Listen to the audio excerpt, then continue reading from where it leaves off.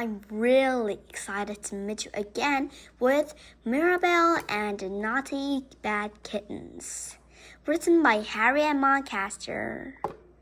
I like kittens. How about you?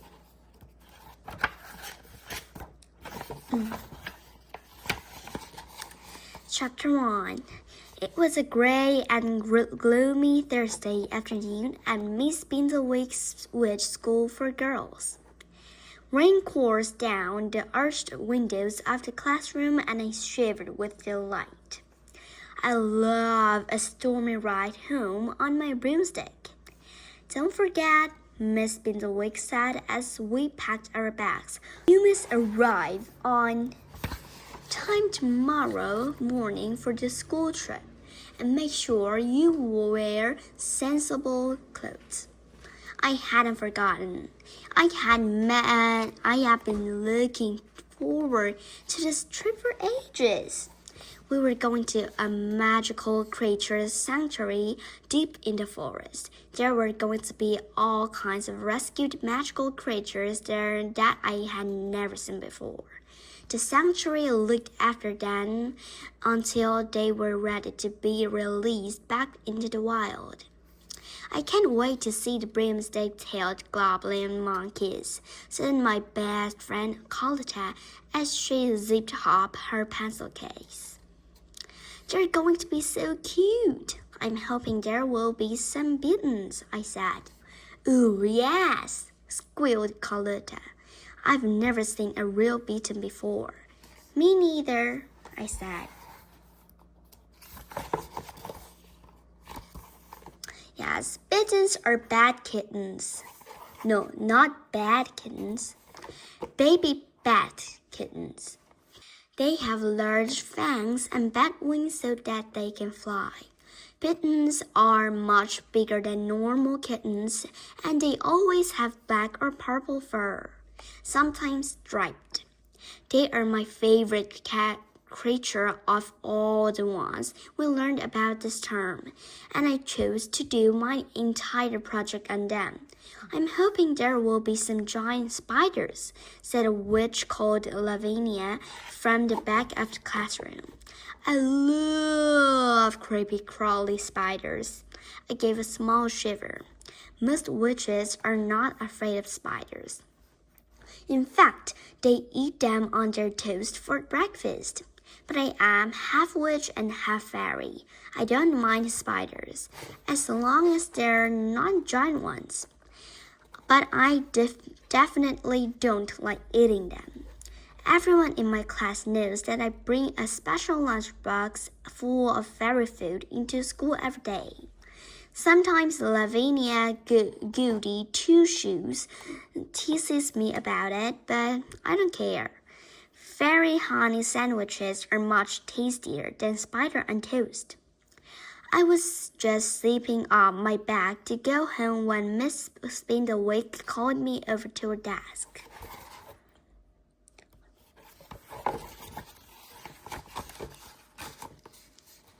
Mirabelle stir spell, she said, and Carlotta cobweb. I'd like a word with you both before you leave the classroom, please. My excitement about the trip sank like a stone inside my tummy. What have we done now? I whispered to Carlotta as the rest of the class filed out of the room. Carlotta shrugged as we made our way over to Miss Spindlewick's desk. Maybe she noticed we were messing around in potions class this morning? Carlotta whispered. You did accidentally turn your hands purple. I quickly put my hands behind my back. Or maybe it's because Violet and Midnight were play fighting all through the spelling test this afternoon? Carlotta said. Violet is my pet dragon and Midnight is Carlotta's silky black kitten. They love playing together, but sometimes they distract this class during lessons. Miss Spindlewick is always telling Carlotta and me to train our familiars properly. Oh, yes, I said, biting my lip anxiously. The room was empty now. Miss Spindlewick stood by her desk, looking tall and spiky and imposing. Her eyes were like two black glittering currants blinking down at us. She didn't look pleased. Mirabelle, Starspell, and Carlotta Cobweb, the two of you together are trouble. What? Gasped Carlotta, trying to look innocent. I didn't say anything. It was sort of true. Carlotta and I don't mean to cause trouble together, but sometimes we just get carried away and things happen. You think I don't see you messing around in potion class? Said Miss Spindlewick. We're doing sneaky loops in the air during flying practice, or letting your familiars roll over on the floor together during a spelling test. I stared down at the floor, blushing. Well, I do, said Miss Spindlewick. I see you both. She stared at us hard with her dark, witch eyes. I felt myself shiver. Where was Miss Spindlewick going with this? What she was going to give us a detention? Make us clean out all the dirty cauldrons without magic? I'm going to split you up, said Miss Spindlewick. Tomorrow on the school trip you will both be partnered with different witches. No, I cried before I could stop myself. But, began Carlotta. No buts, said Miss Spindlewick. Carlotta, you will be paired with Hazel, and Mirabelle, you will be partnered with Lavinia. Lavinia? I gasped. Yes, said Miss Spindlewick, and I saw her smile slyly. Miss Spindlewick knows Lavinia and I don't get on. Lavinia will be a wonderful influence on you, Mirabelle, she said, and there will be no chance of you and Carlotta causing mischief together. But, I began, Lavinia isn't any fool. Miss Spindlewick glared at me and I trailed off, not daring to finish the sentence. Miss Spindlewick doesn't care about having fun. She's positively allergic to fun. So instead, I gave a big sigh. So I'll see you both tomorrow, said Miss Spindlewick. Bright and early. Don't be late. Carlotta and I made our way out of school and into the playground. It was still raining and the sky was dark overhead. I have been looking forward to a wild and stormy ride home on my broomstick, though sometimes if the weather is too bad, I have to wait for Mom and Dad to collect me in the car. But now I just felt dejected. The trip is going to be so boring now, I said. I know, said Carlotta. I'm so looking forward to us going around the sanctuaries together. At least you're partnered with Hazel, I said as I got onto my broomstick. She's all right, but Lavinia! The two of us rose into the air and waved goodbye to each other. I turned toward home, enjoying the feeling of the wind buffeting me up and down despite my gloomy mood. It was like being on a roller coaster. When I reached the edge of the forest, I saw my brother, Wilbur, hovering in the air, waiting for me. He goes to wizard school and we always meet here on our way home. Hey, Wilbur, I said, unenthusiastically. What's up with you? Said Wilbur.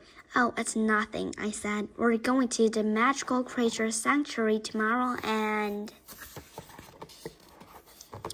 Oh, yeah, said Wilbur. I'm so jealous. I wish I was going on a school trip tomorrow. I know everything about magical creatures. Do you think there will be some star-spotted eels there? Or any moon unicorns? They only come out at night, you know, and they have a moon-shaped patch of fur on their foreheads. Ooh, and do you think they'll have some kittens? I've never seen a real kitten before. Maybe, I shrugged. There was no point telling Wilbur about Lavinia. He would never understand, and I couldn't get a word in edgeways anyway. He was going on, spouting all the facts that he knew about magical creatures, his latest obsession. I bet you don't know what a kitten's favorite thing ever is, he asked annoyingly. Of course I do, I said. I did my whole project on Kitten's Day this term. What is it, Dan? Asked Wilbur. They love playing, I said confidently.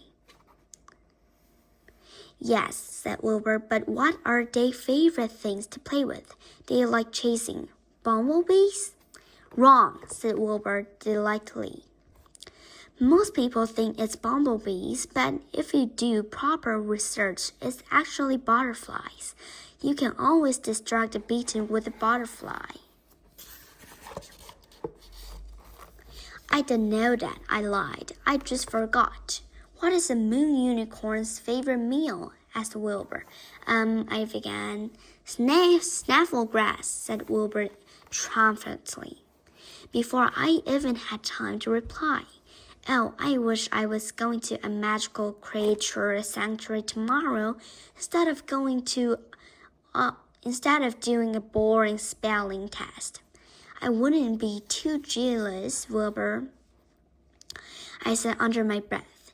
I won't be having much fun there. By the time I get home, I was still feeling quite grumpy about the school trip, but I cheered up when I saw that a package had arrived for me. It's from your cousin Isadora, said Mom. I tore the package open. Inside there were 3 new sparkly hair clips, a glittering shooting star, a bat with heart eyes, and a butterfly with crystal-spotted wings. There was also a postcard with a picture of a beach on it. Those are pretty, said Mom, glancing over my shoulder. How nice of Isadora to think of buying you a present while she's on holiday. Yes, I said, and felt a warm, fuzzy feeling spread all the way through me. It felt nice to know that my cousin had been thinking of me. I snapped all 3 hair clips onto my hair and skipped into the kitchen to get an after-school snack. Maybe I would buy Isadora a present at the Magical Creature Sanctuary gift shop to say thank you tomorrow. The thought of that cheered me up even more, and I forgot all about my grumpiness over being partnered with annoying, guilty, 2 shoes, Lavinia. Bye-bye. Next time we're going to read chapter 2. Then bye-bye.